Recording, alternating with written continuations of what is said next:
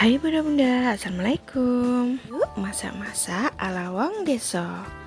Masakan sederhana, masakan sehari-hari bersama mertua. Hari ini aku mau masak sayur lodeh terong sama kacang ya teman-teman. Ini sebenarnya menu sederhana rumahan seperti biasa. Aku kebagian motong-motong sayuran ya teman-teman. Ini aku sedang mempersiapkan untuk memotong terong-terong sama kacangnya. Nanti mertua aku yang masak gitu. Kita bagi tugas karena biar cepet aja ya teman-teman. Sebenarnya ini video pertama aku ya teman-teman. Mohon maaf bila ada salah kata atau ucapan karena ini baru pertama kalinya aku buat video ya teman-teman.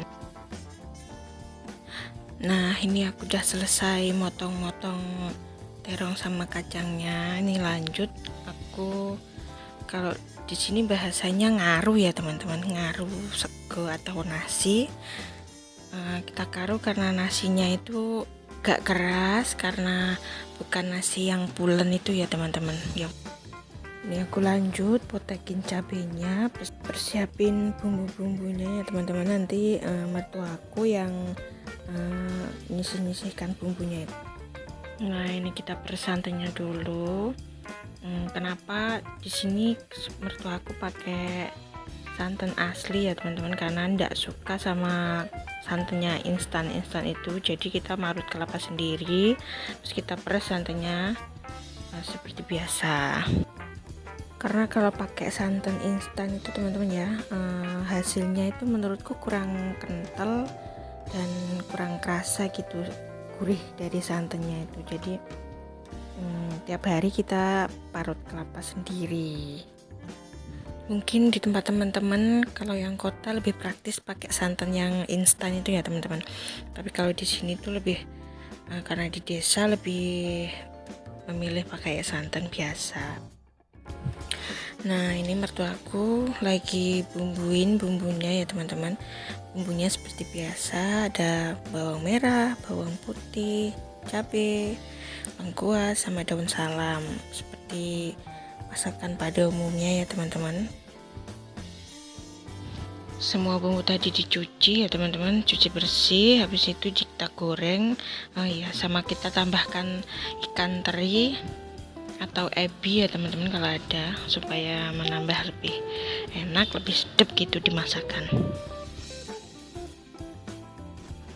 Sambil kita goreng bumbunya, lalu sama didihkan air juga ya teman-teman, nanti buat sayurnya. Sambil nunggu airnya mendidih sama bumbunya matang, ini aku iris potong-potong tahu ya teman-teman, supaya jadi lebih banyak nanti. Nah, ini karena tahunya cuma 4 biji, ini aku potongnya juga jadi 4 gitu ya, kotak-kotak gitu ya. Bapak kok potongnya tahunya kecil-kecil banget? Iya ya teman-teman, ini supaya tahunya itu merata ya teman-teman, biar jadi banyak gitu. Nah, ini bumbunya udah matang, itu aku dimasukkan ke dalam tempat blender ya teman-teman. Kenapa di blender? Karena supaya lebih cepat dan praktis aja teman-teman ya. Nah, ini kita masukkan terong, kacang sama daun salamnya ke air yang sudah mendidih tadi ya teman-teman. Diamkan sebentar sambil nunggu mendidih ya teman-teman, buat kita nanti masukkan bumbu-bumbunya yang sudah kita blender tadi. Nah, ini bumbunya udah kita masukkan, kita buang sedikit airnya karena kebanyakan ya teman-teman, nanti biar santannya itu cukup di pancinya, karena pancinya itu kecil. Nah, ini kita bumbui, bumbunya seperti biasa ya teman-teman, penyedap, garam, gula, sama santannya ini jangan lupa dimasukkan ya teman-teman. Terus kita diamkan dulu, nanti kita aduk-aduk. Nah, ini kita diamkan dulu sebentar sampai dia itu umup ya teman-teman, atau bahasanya itu apa ya, mendidih ya teman-teman. Kita aduk-aduk sebentar sambil nunggu mendidih ya. Jangan lupa kita masukkan penyedap micin juga ya teman-teman, biar nambah enak. Nah ini di kompor sebelah kita dinyalain sama ibu mertua aku ya teman-teman, nanti buat goreng tahunya, sama ini ada sedikit ikan asin nanti kita goreng. Kalau di sini tuh nyebutnya gereh ya teman-teman, kalau di tempat teman-teman itu apa ya namanya? Mungkin beda daerah beda bahasa ya teman-teman. Nah ini nasinya tadi sehabis dikaru tadi dimasukkan di magicom ya teman-teman, dan masak seperti biasa. Nah ini sudah matang. Nah ini ganti ke penggorengan karena minyaknya udah panas. Kita masukkan tahunya satu persatu ya teman-teman. Sebelum aku potong-potong tadi, tahunya udah dibumbuin ya teman-teman, sama garam sama bawang putih yang digeprek atau digerus gitu ya teman-teman.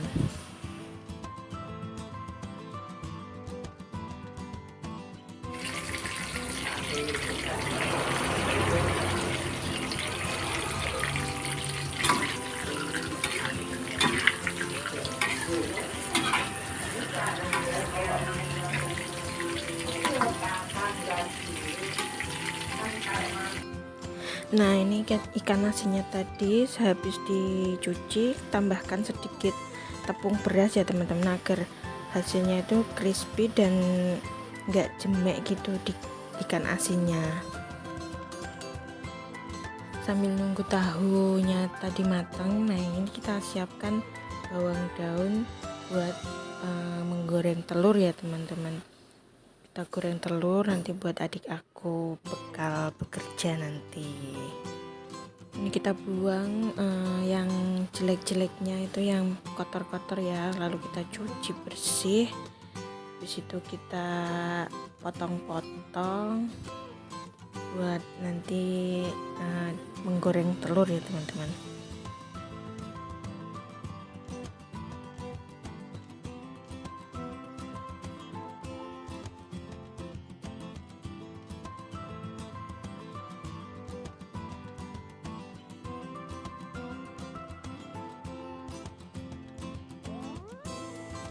Nah ini setelah selesai kita potong-potong daun bawahnya, kita masukkan ke wadah ya teman-teman, ke mangkok kecil gitu. Habis itu kita pecahin 2 butir telur dan kita tambahkan garam sedikit, penyedap rasa sedikit ya teman-teman, buat menambah rasa supaya enak gitu. Biasanya aku tambahin juga sama potongan bawang sama cabai gitu langsung ke telurnya ya, tapi ini enggak aku kasih karena udah mepet jam adik aku mau bekerja ya teman-teman, jadi yang ambil yang simpel-simpel aja gitu. Nah ini tahunya udah mateng, aku serok buat aku nanti goreng telurnya ya.